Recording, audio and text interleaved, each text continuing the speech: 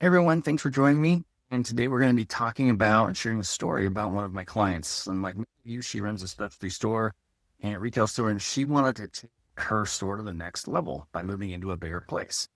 Here's the question she actually faced is, should I take on a loan to buy a bigger building? And this takes us straight to Luke 14:28 that says, suppose one of you wants to build a tower, won't you first sit down and estimate the cost to see if he has enough to complete it? Rachel's story is a perfect example of why we need to sit down, run the numbers, and count the cost before taking on any kind of funding. I'm Jacob Curtis, a CPA, certified profit first professional, and your financial guide. My mission is to really help inventory-based businesses like you run with clarity and make some financial decisions that bring peace instead of stress. At Curtis Accounting Solutions, we work with owners who don't just need reports, they need some clarity, capital strategy, and a system that helps them sleep at night. That's what we brought into Rachel's situation. Here's Rachel's backstory. Her current store was bursting at the seams, right? She couldn't run events or host classes without bumping into customers. So she dreamed of moving into a large retail space. She found the perfect building, but to buy it, she needed a loan. The bank approved her for $300,000, but the seller wanted $400,000. And so the solution was a 10-year, $100,000 personal loan from the sellers and a 6% interest rate. Now, Rachel had to decide, is the dream and is this building really worth the debt and the risk?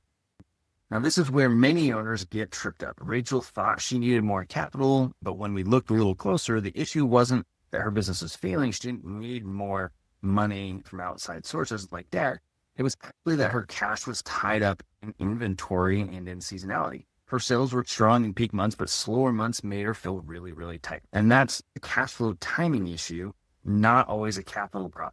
So to decide wisely, Rachel needed some projections. Not only that, the bank required the projections for the loan. So we built out a 3-year model. The first year revenue was pretty decent, growing at 5% year over year. And net income was modest, improving from $2,300 in year one and increasing over time up to almost $12,000 in year 3.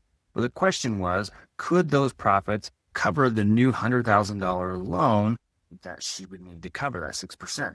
And the numbers told us that it was going to be really, really tight, maybe even too tight. So first of all, we have to know that funding isn't free, right? There's interest. A $100,000 loan at 6% interest costs over $60,000 in interest. That means that Rachel would need to have at least $60,000 in extra profit over the next 10 years just to break even. Now, her projections showed only $11,500 in year 3. And that's progress, but still a slim cushion. If her sales dipped at all, and retail sales always dip, she could be stuck. And so the ROI clearly wasn't bigger than the actual cost. So instead of rushing into a risky deal, Rachel explored alternatives, building a seasonal reserve by saving 10-15% of her peak sales during season, negotiating some longer payment terms with suppliers, researching local grants and small business programs that could give some money. And these gave her some breathing room without actually tying herself to the sellers for the next 10 years. Now, Rachel's case gives us 3 big lessons. Always run the projections and don't guess. Ask if the issue is truly a capital issue or just a cash flow management issue. And don't be afraid to walk away from a bad deal. Rachel avoided a loan that would have cost her peace of mind and instead focused on building reserves and better cash flow management. Again, Luke reminds us that we need to count the cost before building or buying or doing something big, right? Rachel wanted growth, but she didn't let the dream of a bigger store blind her to the actual net. And that's stewardship, estimating cost, building from true profitability, and choosing peace of mind over stress that could cause.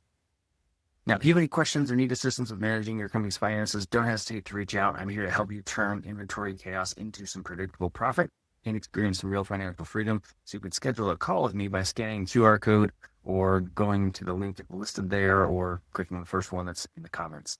And don't forget to follow me, Jacob Curtis, CPA and Curtis Accounting Solutions on Facebook, Instagram, LinkedIn, Pinterest, YouTube. Thanks everyone, and we'll talk to you soon.